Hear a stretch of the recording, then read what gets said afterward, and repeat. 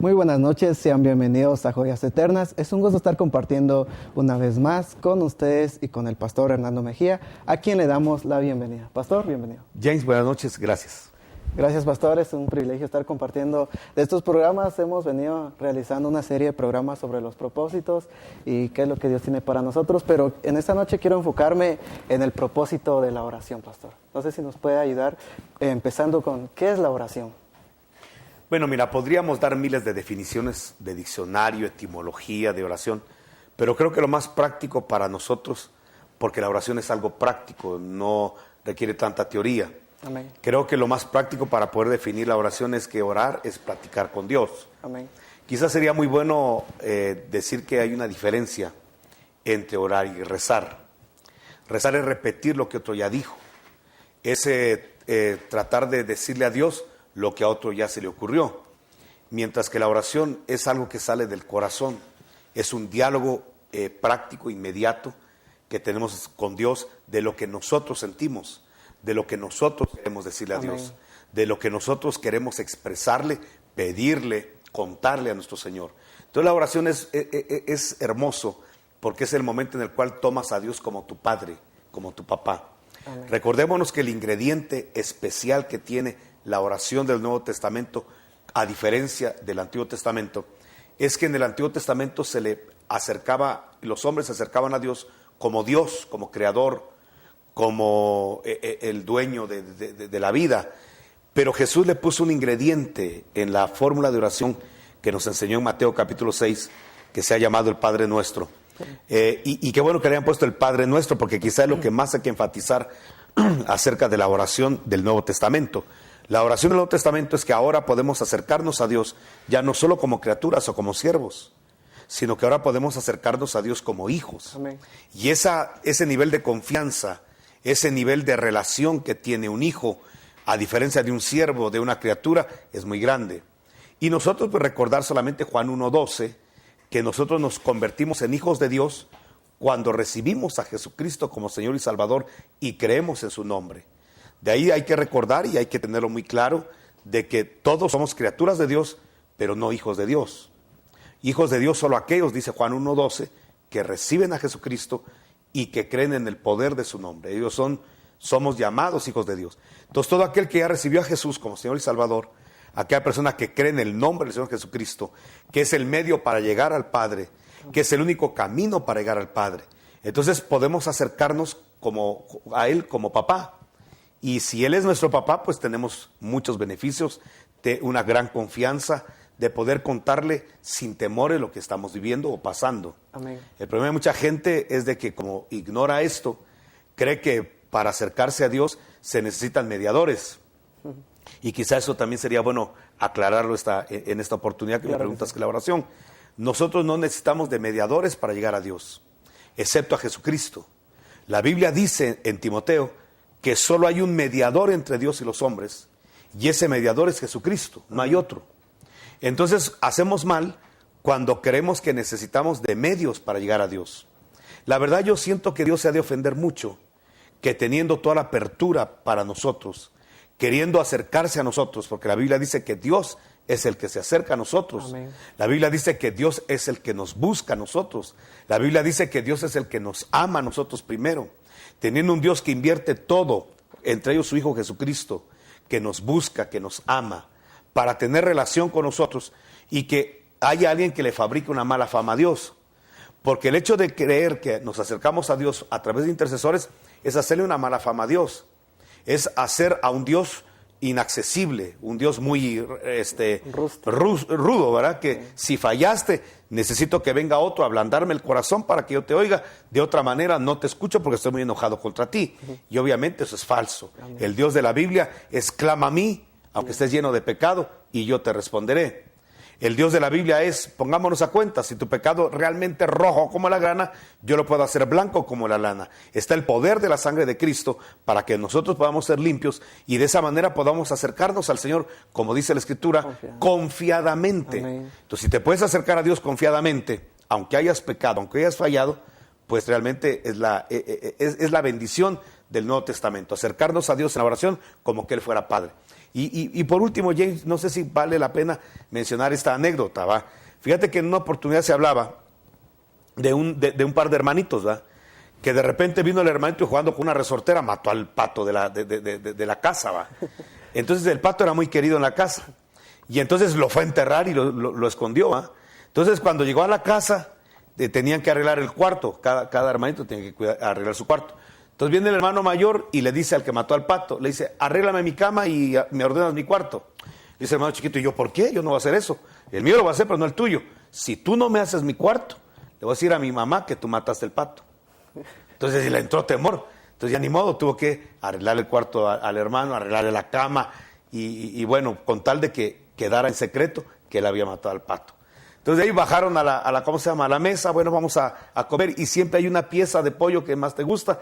Entonces el hermano vino y le dijo, mira, yo necesito la pieza de pollo esta. El hermano dijo, no, esa me la dio mi mamá.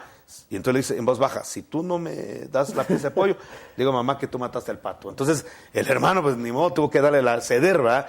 Y así empezó a ceder día tras día, hasta que ya molesto el hermanito de que ya era el esclavo del hermano mayor, porque había que mantener oculto lo del pato. Entonces vino y le habló a la mamá, le dijo, mamá, la verdad que te voy a contar algo.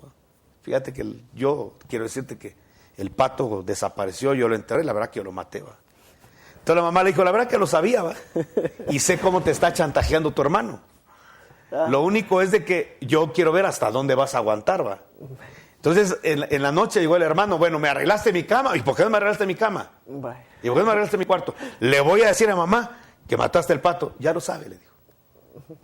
Y ya lo sabe y ya me perdonó y ya estoy a cuentas con ella. Ya no hay ningún servilismo ni ningún temor de ya servirte.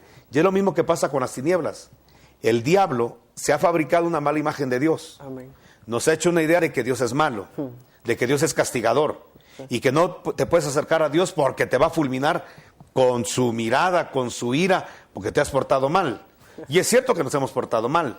Lo que no es cierto es de que Dios no tenga tolerancia hacia el pecador, que no ame al pecador, que no acepte, que no oiga y que no quiera restaurar al pecador. Eso sí es mentira. Y otra mentira más grande, que necesitemos de intercesores para poder llegar a Dios. El único intercesor, el único que se pudo poner en la brecha a favor de nosotros, se llama Jesucristo. Ya lo hizo y ahora, como dice Hebreos, podemos acercarnos confiadamente al trono de la gracia para hallar la gracia y la misericordia en el día oportuno. Así es, pastor. Ahí es donde dice la oración eficaz del justo. La oración del justo es eficaz. Entonces, a través de la sangre de Jesús nosotros nos justificamos, nos hacemos justos. Ahora, pastor, ¿qué podemos mencionar sobre tocamos sobre los tipos de oración? Ahora, sobre la intercesión, pastor. Nosotros, al orar por alguien, ¿nos convertimos en intercesores? Es una pregunta. Sí, definitivamente. De hecho, la intercesión es eso. La intercesión es poder llegar al trono de Dios para poder pedir a favor de una persona, de un hermano que esté necesitado. ¿Esto por qué? No me dejarás mentir, James, si realmente somos honestos, que todos los cristianos pasamos por momentos muy difíciles en la vida. Exacto. Momentos en los cuales pensamos que no vamos a poder salir y como que hay una serie de pensamientos que nos bombardean, que no nos permiten platicar con Dios.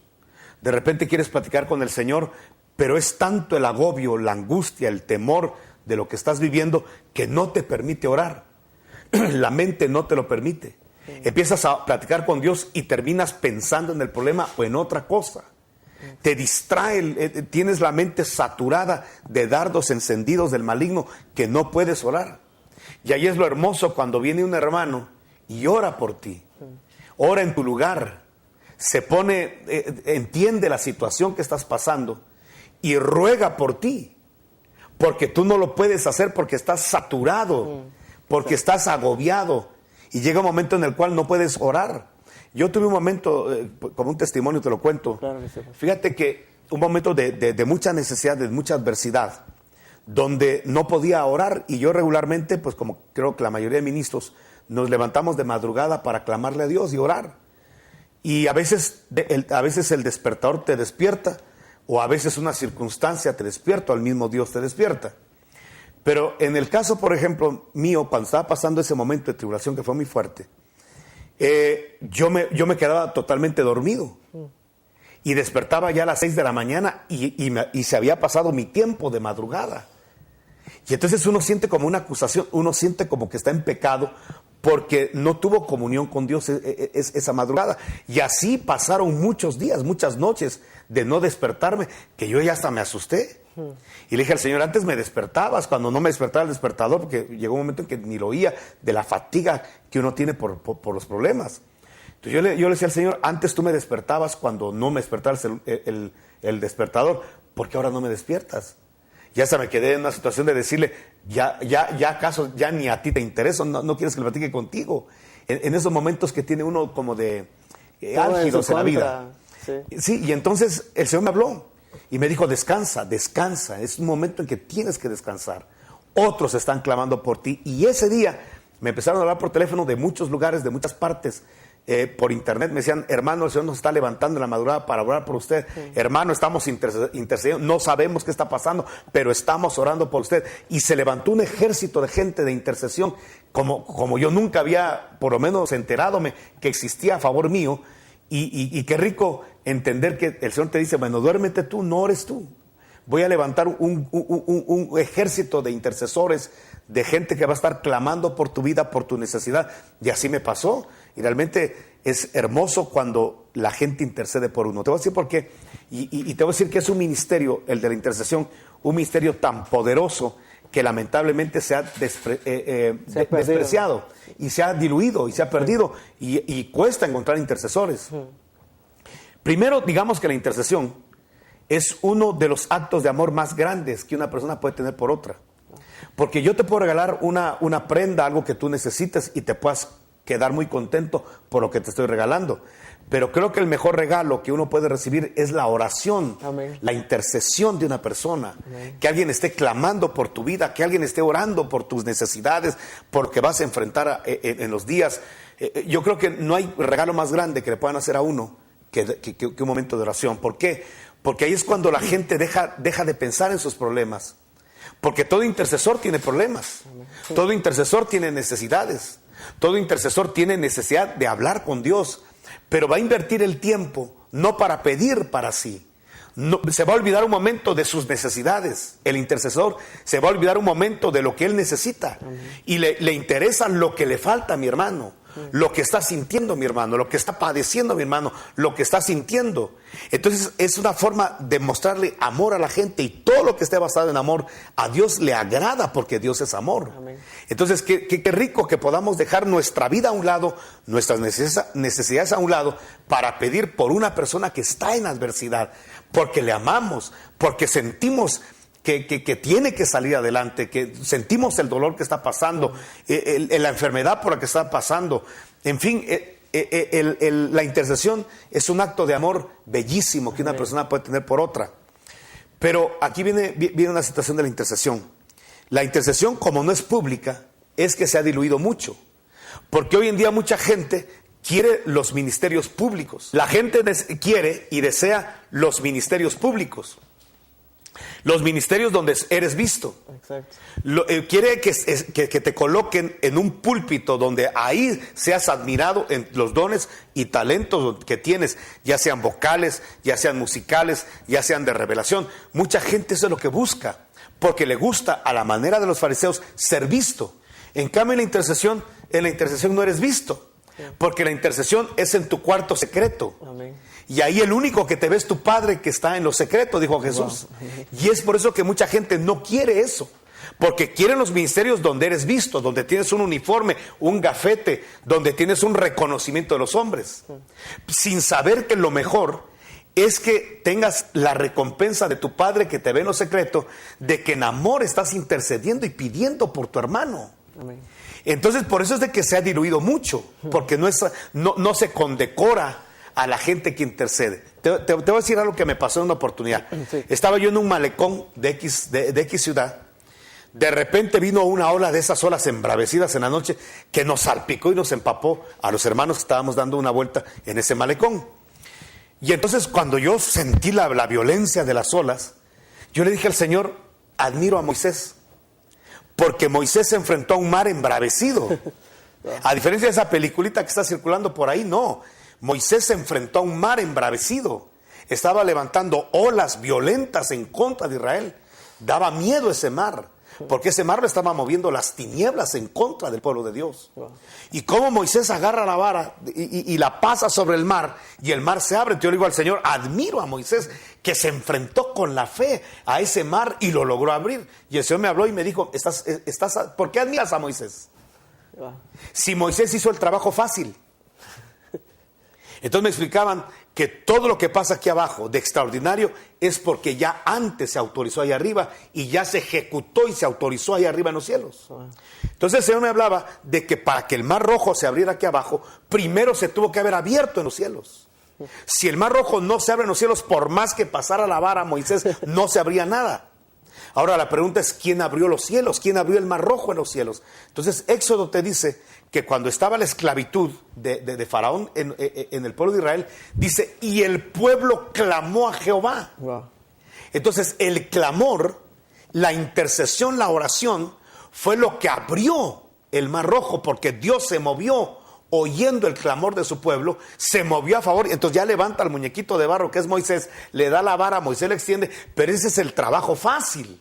El trabajo difícil fue el trabajo de abrir los cielos y el mar rojo en los cielos. Y eso lo hizo el pueblo con la oración y el clamor. Lo importante de la oración y el clamor, porque aparentemente no está pasando nada en lo físico, pero si está moviendo las cosas la oración en los cielos, seguramente aquí en lo físico se va a dar y se va a otorgar y se va a hacer una realidad. Pero las realidades físicas primero inician de una realidad espiritual que lo hace la oración y la intercesión. Pero aquí viene el problema. ¿Dónde están los nombres del pueblo que intercedió? ¿Dónde? No aparecen. Aparece el de Moisés. Por eso mucha gente quiere el ministerio público, el que se ve, y no el privado. Porque su nombre no va a figurar. Pero bueno, no figura aquí. Pero ¿te imaginas los galardones de la gente que en lo privado ha hecho conquistas? Que en lo privado ha abierto mares rojos, que en lo privado ha sanado enfermos y que ha movido el decreto de Dios para que ya se ejecuten las cosas físicas. ¿Qué galardones habrán? Porque Jesús dijo que lo que no se galardona en público, mi Padre que está en lo secreto, Él lo va a galardonar. No se va a quedar nadie sin galardón. Por eso la intercesión es poderosa. Te voy a poner otro ejemplo más, si me permites, James. Sí, claro que sí. Por ejemplo, Elías. Tú miras a Elías, un profeta poderoso que con una oración tan simple hace descender fuego del cielo y consume el sacrificio anegado en agua. Dices, qué poder, qué unción y qué autoridad de Elías. Pero date cuenta que Elías se movió en el respaldo de Dios porque habían 7,000 profetas escondidos intercediendo por el ministerio de Elías. Si Elías tuvo eficacia en el ministerio en los días de Acab y de Jezabel, fue porque habían 7,000 y se los mostraron 7,000 profetas orando, clamando para que Dios respaldara la oración, la palabra de ese hombre. Ese hombre tenía un respaldo que decía, hoy no habrá lluvia, y no había lluvia. Ahora sí habrá lluvia, y había lluvia. ¿Qué poder tenía ese hombre en lo público cuando decretaba, cuando gritaba algo? Pero es que en lo privado tenía 7,000 intercesores y ministerios proféticos. 7,000 profetas orando por un hombre. Eso es algo impresionante. Entonces, ¿dónde está la eficacia de nuestra vida? Y eso ojalá que lo entendiéramos y las ovejas entendieran la necesidad de interceder por su pastor. Exacto. La necesidad de clamar por su autoridad, por sus líderes, en vez de criticarlos y de juzgar las decisiones, de juzgar los planes, los proyectos que se quieren llevar a cabo. Mejor clamar e interceder para que el proyecto, por ridículo que parezca, se vuelva una realidad en el respaldo de Dios. ¿Por qué? Porque hay una intercesión detrás. Los hombres, realmente los hombres, necesitamos de la intercesión. Date cuenta que el apóstol Pablo le decía a la iglesia, oren por mí. Exacto. Hoy en día todo está torcido. Hoy en día todo el mundo, que el pastor ore por nosotros. Y el pastor Pablo dice, oren por mí. Entonces, ¿en qué quedamos? Fíjate qué interesante esto. Hacemos las cosas al revés. Mira, el apóstol Pablo es claro cuando dice, oren por mí. Le dice a la iglesia y le dice, ¿para qué? 1, para que me sea dada palabra sazonada con sal. O sea que si una oveja quiere oír palabra en su iglesia y todos quieren oír palabra, Porque nosotros los hombres no solo de pan vivimos, sino de toda palabra que sale de la boca de Dios. Amén. La palabra es la que nos limpia, la que nos regenera, la que nos restaura, la que hace que haya cosas nuevas porque crea. La palabra es todo, dependemos de la palabra de Dios. Amén. Pero entonces, para que haya palabra en el púlpito, para que haya revelación de la palabra, la iglesia tiene que orar. Pablo dice, oren por mí para que me sea dada palabra, y una palabra sazonada con sal. Si una oveja quiere palabra, tiene que pedirla. Exacto. Tiene que clamar que el hombre que está al frente tenga esa palabra, esa revelación. 2, ¿quién abre las puertas para que se predique la palabra en una nación, en una ciudad? Muchas veces se dice, necesitamos un profeta que abra las puertas de esta nación, de esta ciudad. Un apóstol. Y aunque yo creo en la unción apostólica y pastoral, honro el ministerio que Dios me ha dado, también tengo que ser honesto y tengo que ser claro. La Biblia dice que quien abre las puertas dimensionales para que se predique la palabra no son los 5 ministerios, sino que nosotros estamos en la puerta esperando que alguien abra la puerta. Quien abre la puerta no son los ministerios, no son los profetas, es la iglesia. Amén. Lo dice Colosenses, dice, oren hermanos, pero les suplico que oren para que se me sea abierta puerta grande en la predicación de la palabra. Amén. Entonces, ¿quién es el que abre la puerta?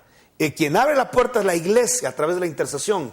Y nosotros los ministros entramos a predicar la palabra con el respaldo de Dios. Amén. Pero quien realmente abre la brecha es la intercesión de las ovejas, para que veamos el poder que tiene la iglesia y el poder que tienen los ministerios. Exacto. Pero no por el hecho de que yo soy ministro voy a demeritar el poder que Dios le delegó a la iglesia como cuerpo. Y como cuerpo de Cristo, quien abre las puertas es la iglesia a través de la intercesión.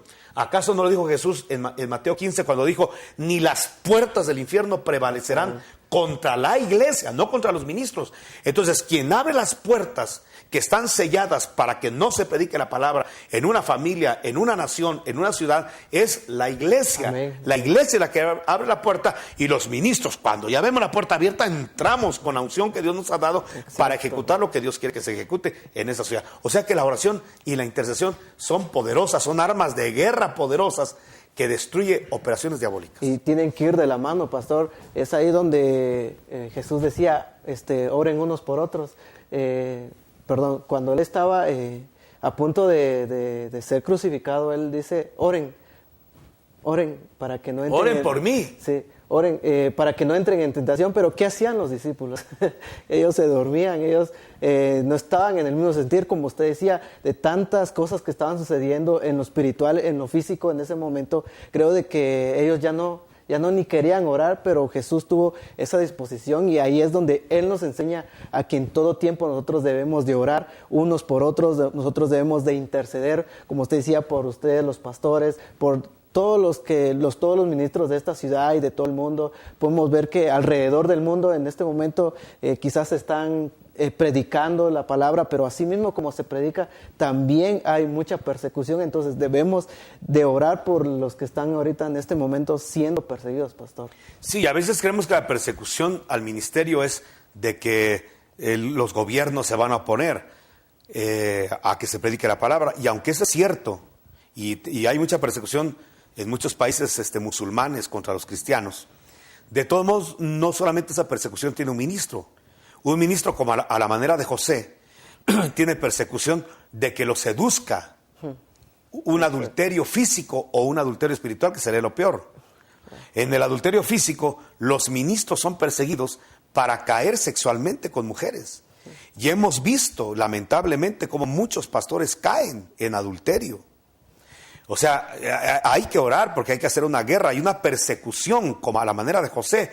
Lo que quería el enemigo, desviar a José del plan y del propósito que Dios tenía con este hombre. Y utilizó una mujer bonita, no va a utilizar una mujer que no le gustaba a José. La Biblia dice que la mujer era hermosa y lo asediaba todos los días. Pero ahí estuvo la victoria de José. Y por eso lo importante de poder orar e interceder por las autoridades. Pero hay un adulterio peor que el físico, que es el adulterio espiritual, que es cuando un ministro se tuerce doctrinalmente. Que es cuando un ministro, porque si un ministro se tuerce doctrinalmente, tuerce el pueblo. Si un ministro recibe una doctrina humana, una doctrina diabólica, y le enseña a su iglesia o a su misión, la iglesia se torció. He ahí por qué hay que orar para que ese espíritu de adulterio espiritual tampoco entre a la iglesia, y de eso también pues vemos que hay mucho en el mundo cristiano. Ahora, con relación a lo que estabas diciendo de que Jesús oró en el Getsemaní, Jesús a los discípulos les habló en el Getsemaní de dos asuntos que tienen que ver con la oración. Uno, oren ustedes y velen, porque la carne es débil, pero el espíritu está pronto. ¿Qué te quiere decir esto? Que la fórmula para reducir a la impotencia las obras de la carne, el pecado que mora en nuestros miembros, la fórmula para mantener equilibrio espiritual y no romper ese equilibrio que nos llevaría a pecar, que nos llevaría a ofender a Dios, que nos llevaría a la carnalidad, lo que tenemos que hacer es orar. Amén. La oración reprime las obras de la carne. La oración es eficaz contra las obras de las tinieblas. La oración es eficaz contra las tentaciones del diablo.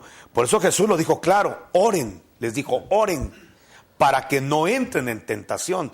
Es que el problema es que la gente ora cuando ya cayó en la tentación. Y la oración de Jesús es, oren para que no entren en la tentación. Amén. Es decir, ser tentado, todos vamos a ser tentados, y eso no es pecado. El pecado es entrar a la tentación, ya ceder, ese es el pecado. Y la oración nos ayuda a no entrar, nos ayuda a permanecer en la puerta, fuera, lejos de lo que es la tentación y el pecado. También Jesús en el Getsemaní habló de la oración de esta manera, oren por mí, porque estoy angustiado hasta la muerte. Ahora, aquí hay una situación, James. Si Jesús, el santo de los santos, el verbo hecho carne, pidió oración, necesitó oración, ¿cuánto más nosotros? Como para que venga alguien arrogante y decir, yo no necesito que oren por mí, yo con la comunión solo que tengo con Dios. Y esa es la gente que se deja de congregar. Y esa es la gente que dice, mi cobertura es Jesucristo. Y ya no es un pastor, un hombre, porque los hombres fallan. Desde luego que los hombres fallan, y yo lo voy a decir de esta manera. Mis ovejas saben que yo tarde o temprano puedo fallar. Les puedo fallar a ellos, en el sentido de que de repente le voy a llamar la atención a quien no era. De repente voy a tomar una decisión que no era la correcta. De repente los pastores nos equivocamos. A la hora de repente de emitir una resolución, un juicio, nos podemos equivocar. Amén. Eso lo debe saber todo el mundo, porque los pastores somos hombres. Y podemos equivocarnos hasta doctrinalmente. Yo le doy gracias a Dios por el pastor que yo tenía, porque el pastor de repente enseñaba un punto doctrinal y todos corríamos en ese punto doctrinal. Y de repente decía, hermanos, hasta hace 5 minutos yo predicaba esto. Pero ustedes son pastores, ministros, decía. Ahora vean lo que traigo, lo que eso me está mostrando en la Escritura. Parece que no estaba por un buen camino doctrinal, y rectificaba. Y a mí me daba más confianza a un pastor que cuando se equivoca rectifica, a uno que se equivoca y ya para no reconocer que se equivocó, persiste en su necedad. Pues ese es el que menos confianza da. Da más confianza a un pastor que le habla a sus ovejas de que de que él es falible, que está buscando la forma de equivocarse, de errar lo menos posible, pero que se va a equivocar. Y que por eso la iglesia, la confianza plena, solo se la tiene que depositar a Jesucristo, al Espíritu Santo, a nuestro Padre y a la palabra de Dios. Lo demás tiene que ser colado, lo demás tiene que ser sujeto a supervisión de la conciencia, el Espíritu y la palabra de Dios. Ya para ir terminando, porque el tiempo se nos está yendo, James.